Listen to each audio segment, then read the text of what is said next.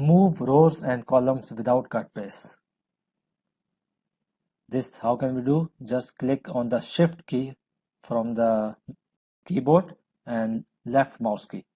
So if you want to move any column, click the column, press the shift button and just click on the border of this column on the top and move wherever you want to move.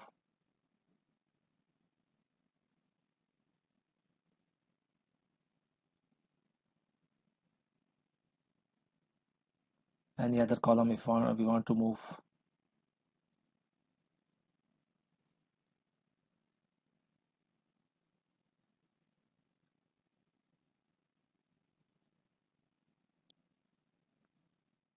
Without shift, if you will try to move this column, then